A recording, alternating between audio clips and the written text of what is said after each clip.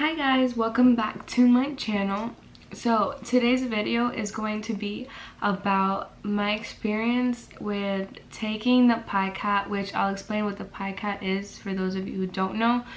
Going to Meps, doing my physical, and being sworn in. I wanted to let you guys know how it went for me. The first thing I did was I went to my recruiter after 2 weeks from our initial meeting. I went to my recruiter and it was a Monday, and then he was like basically like, what are you guys waiting for? Is like, there anything holding you back? And then I was just like, honestly, like, no, there's nothing holding me back. He was like, all right, well then we'll take your Picat on Wednesday. And like I said, it was Monday and it was only 2 weeks from my initial like meeting with him.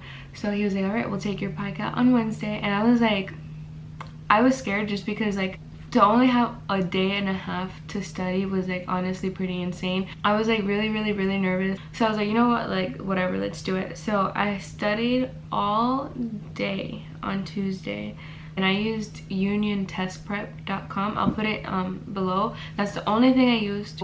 Studying with Union Test Prep was honestly like so helpful. Honestly, it's like the best website because you take these practice tests, and if you get the question wrong, it tells you why, and it tells you the steps that you should have done. And if I got it right, if I got it wrong, I would take notes on everything, and it honestly just helped me. See, there's nothing more I can say. Like if you're taking the Picat or the Asvab, that's what you need to do. I was studying till I want to say like 12 a.m. honestly, and then my test was at 9. Let me explain to you what the Picat is. For those of you who don't know, it's like a replacement Asvab test. One, it's supposed to be easier for the recruiter when we go to Meps, because when we go to Meps, you won't have to take the 3-hour exam. So you take it prior to going to Meps, and it's not timed and it's unsupervised. For me, my recruiter, he wanted it to be supervised for us because a lot of people, I guess, cheat on it when they take it at home, and then you have to take a confirmation test on when you go to Meps. So ours was supervised, but it wasn't timed. I think it took us about 3.5 hours to take it. If you haven't taken the Asvab yet, you qualify to take the Picat. But if you took the Asvab already and you failed it and you want to take it again, then you have to take the Asvab again. You can't take the Picat. But it's the same amount of questions. I'm pretty sure it's similar tests, but I was told it's a little bit easier. The Picat is easier, untimed and unsupervised. I ended up getting a 73, and like I said, the only thing I used was Union Test Prep. After taking the Picat, we went over all the paperwork, and then we went over everything that we need for the next day, which the next day we were going to Jacksonville for Meps. So what you need is your birth certificate, your driver's license, your social security card, and your high school diploma. If you don't have your birth certificate, because I found out literally like at 10:30 p.m. the night before Meps, we lost my birth certificate. Your passport does work. For anybody who does not have their original birth certificate, your passport does work. So the next step is packing for Meps. You can pack as many outfits as you want. Honestly, you only need one, and it's for the next day. So for girls, you have to wear a normal bra. Do not bring a lace bra, or do not bring a sports bra. It has to click in the back. Underwear, do not wear thong, do not wear cheeky, do not wear lace, just wear plain old underwear, and I'll explain why later. And then for guys, I think what I heard was that you can't wear compression shorts. Like, you have to wear like normal underwear, boxers, whatever you choose to wear. The next day we met at our recruiter. So this is Thursday, this is day 1 of Meps. So we went to our recruiter's office around 10 a.m. and we just filled out a whole bunch of paperwork, and then we left around 1. Anyways, we get to Meps, and like I was nervous for Meps just because like I was prepared to be treated like they would treat you in boot camp. It's nothing like that, like at all. So when we get to Meps, we get off the shuttle, we have everything in our hands. Basically, they tell you like to tuck in your shirt, have your social and ID in your pocket, everything else in your bag, book bag, duffel bag, whatever you chose to bring. You go through the security, and then after the security, you have to put your stuff in like this room, and you don't have access to that stuff like at all. Like your phone, your belongings, your clothes, whatever, like everything you brought is in this room, and it stays in that room till you leave. So after that, that's when you go to take the test, whatever test you're taking, whether it's the Picat confirmation or the Asvab. So the Picat confirmation, it was 30 questions that they pulled out of my Picat. So that's why they say they don't want you to cheat, because you're taking, like, if you cheat, then how are you gonna pass your confirmation? And it took about 15 minutes. It honestly was cake. Like, if you didn't cheat on your Picat, then you're fine. Or if you did cheat, then just remember what you put. Asvab is I mean, it depends, like 3 hours, 3.5 hours, 4 hours, it depends on you. But what sucks is that even if you're there to take the 15-minute test, you have to sit in the lobby and just wait till everybody's done. When you're in the lobby, there's like a TV, there's magazines, and you're allowed to talk to all the other recruits. So like everybody, like the basic thing was like, oh, what branch are you joining, why did you join that branch, blah blah blah blah blah, and what'd you get on your Asvab. Like, it was like the basic questions, just making conversation, because we were probably there for like 3 hours just waiting. So finally this lady comes and picks us up on the shuttle bus, and then we drive to the hotel. You go to this room where all the other recruits that were on your bus go, and then you're basically just like, you're filling out a paper, and they have like this presentation no longer than 10 minutes and you're in that room, and then you get your keys. They don't tell you who you're bunked with, they just give you a number and your key, and then you're out. And in the hotel they have like this game room where it's just for like the recruits, like no actual guests can go in, and it just has like ping pong, PlayStation, Xbox, I don't know, the guys were playing 2K, they had a TV, they have a computer, like it's just like a game room where you could just talk to the other recruits instead of just going straight to your room.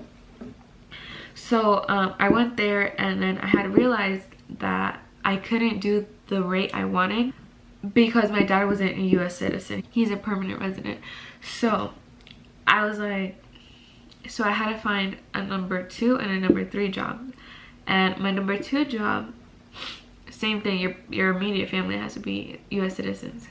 So then my number 3 job was logistics specialist, which I'm okay with, but it's not my number 1. So we had to be in our rooms by 10:30. Like, that was like our curfew. And we had to wake up the next day at 4 a.m. They said that they were going to do wake up calls, but they didn't. So I'm lucky I had my alarm on. You have to be done with breakfast by 5:30. So their breakfast basically is everything your recruiter told you not to eat for breakfast. So they have sausage, eggs, pancakes. I think it's like the pancake machine that you can make waffles if you wanted to. Fruits. They had like 2 fruits. I'm not gonna say fruits. They had like 2 fruits. It was like melon and watermelon. Yogurts and cereal, and then orange juice. So then everybody's done with breakfast at 5:30. We all get lined up, then we go on to like this huge bus where everybody fits and drive to Meps, which was like a 10-minute ride. We got there at like 5:45, so it's like still pitch black. So we all get in lines, like we're all outside, so we all get in lines based off your branch, and then you put your stuff in this room, the same room that you put it in the day before, that same room, and then you go straight to your branch office. So obviously I was going to the Navy office, and then they do like your check-in process there. Everybody meets up again in like this little lobby section, and then they do like this huge presentation of like what your day is going to consist of, lunch times, like expectations, and you go to medical. And they are so polite when it comes to females. Like, they will treat you like royalty. It's not even funny. At least for my Meps, Jacksonville Meps, you get in the room, it's the ladies first. So you're getting this huge medical packet that you have to hold on to through the entire medical process. So then the first thing that they did for the females, which the males kind of followed us, was blood pressure. And then you go to this room and you're just filling out all that paperwork that you just got in that huge packet. You're just filling it out. That was like an hour, not gonna lie. And after that, we were finally able to use the bathroom. From when you get to Meps until you take your urine test, do not use the restroom, because if you can't take your urine test, then you won't be able to swear in, and you'll have to come back to Meps. For ladies, it's this, you walk into this room and it's like really small, and then there's like 2 stalls. You have to leave the stall door open and you just pee right in front of the lady that's standing there and then that's it. After urine, like everybody kind of goes their separate ways. Like some people will go to get their blood taken out, some people will go to hearings. Like everybody's just going their own separate ways. So for me, it was blood pressure, paperwork, urine, doctor. And the doctor, it's like they call it an interview where you're literally just talking to them about your paperwork. Like everything you put in your paperwork, they're just asking you questions about it. Like I think he was just like confirming things, and then he's like, oh, you had braces, you have permanent retainers, and then that's it. So after the doctors, we did vision. And vision, I was so close to not getting 20/20, but I got 20/20. And the guy was like really nice, and he was helping me out. He'll be like, are you sure? Are you sure it's 3? Are you sure it's 4? I'm like, I guess not. And then I did hearing, which you're just in a room and then you're just sitting down, you have your headphones and you're just tapping when you hear something. It's not that big of a deal. So I went to do my physical. For the actual physical part, you go with a doctor. Mine was a female, so it wasn't that big of a deal. And you get undressed, and if you've ever taken a pap smear, then it's pretty much the same concept. And then they're also checking your wrist and your inner thighs for scars. So after my physical, then I went to do, I don't know what it's called, but if you watch any videos on Meps, you know you have to do the duck walk. So this is the time to shine and do the duck walk. So you get down to your bra and underwear, and then this is where they say that you can't have like a sports bra. It has to be one that unclips, and no lace or no cheeky, no thong. And this is why. You go into like this big room, and then for me there was 8 of us, and we're like all lined, and then they're just telling us to do these exercises, and they're honestly not that big of a deal. Like you're like stretching like this, like she's just checking that all your muscles and that stuff is all working. And then you do the duck walk. Then I went to do my blood work, and then I went back to that room, and then they were basically just signing off, and that was the end of it. They were just signing off everything, and then they give us a packet, we make copies, and then you go back to your branch. I went to Navy. And then from there, you have to do your fingerprint, right? So like at the end of the desk, you go into this room, and that's where you get your fingerprints, and that's where you officially sign everything.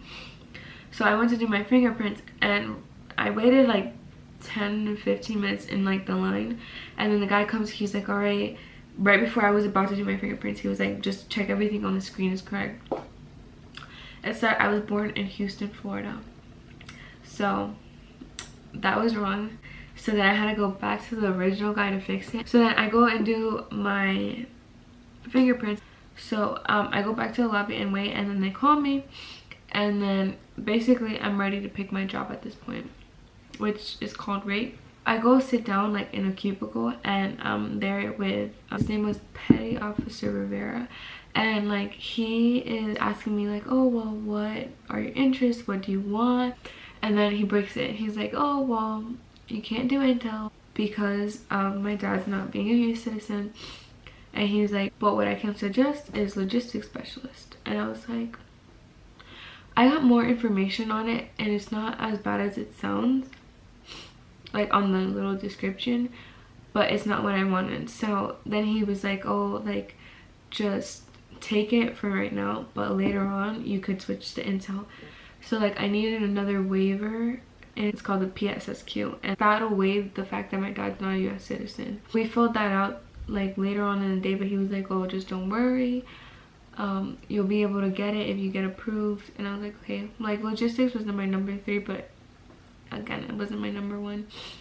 So then after that, you have to go back where you get your fingerprints, and then you have to like talk to them about your contract, and then they ask you questions like, if you die, who is your money going to? And just so you guys know, you can divide it. I don't know how many ways you can divide it, but you can do 50-50. There was people who didn't know you can do 50-50. So like who's your last paycheck going to? Like obviously like they're wording it better, but like if you die, who's in charge of your body? They had like different wording, but basically those were the questions. You officially sign everything that you need to sign, and then you're just waiting to be sworn in. So like they already had a group to be sworn in, and I was literally like almost the last one to join, and he was just like, hurry up, take this to your branch office, which was the Navy office, and tell them you're ready to be sworn in. And I was just like, okay. And then literally like as soon as I gave him my paperwork, then I was like already in the room to be sworn in. And then there's like this little presentation they do, and then you go into the room and like friends and family can come in, you get sworn in, and then you're done. And that is my Meps experience. Just so you guys know, I was approved for the PSSQ, so I will be getting Intel, which is what my number 1 was. That's just my experience. If you have any questions on my experience or any of the specific tests that you have to do for the physical, just comment down below. I'll be happy to answer anything. I am officially a future sailor with the United States Navy, and my ship date is January 23rd. But that's for logistics, so when I officially get intel, that'll change. So stay tuned for my next video, and I hope you guys enjoyed this one. Like I said, if you have any questions, just comment down below. Thanks for watching.